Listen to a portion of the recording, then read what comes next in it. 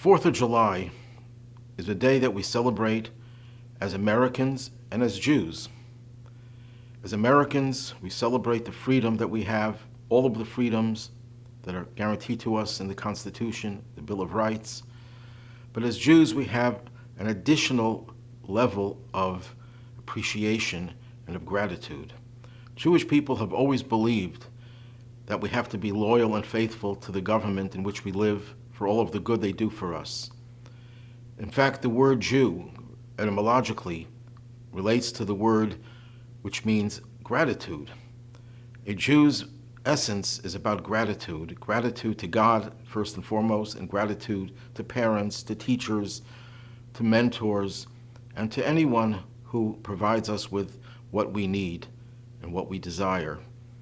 And that certainly includes the American government, which has been so kind to the Jewish people and has given us all of the freedoms.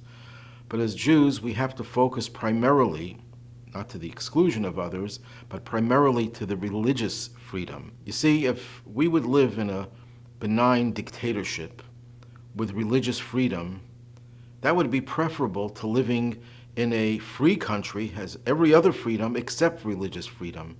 Because as Jews, we cannot survive without Judaism, without the Torah, without the commandments. Someone once asked, how could Jews be loyal and faithful to the United States when they're also devoted to the land of Israel? How could you divide your loyalties?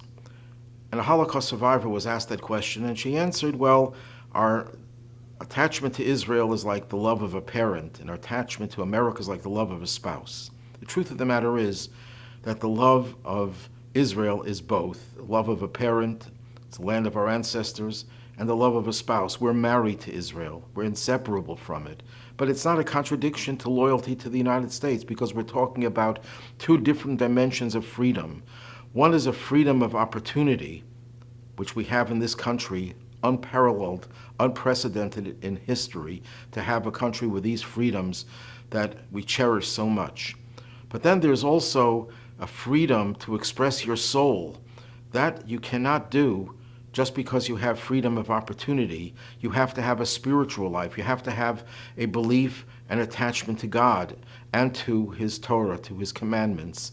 And Israel is the model of a land in which God's presence is so much more pronounced, with all the miracles that have been happening and are happening even today with the Jews living in Israel.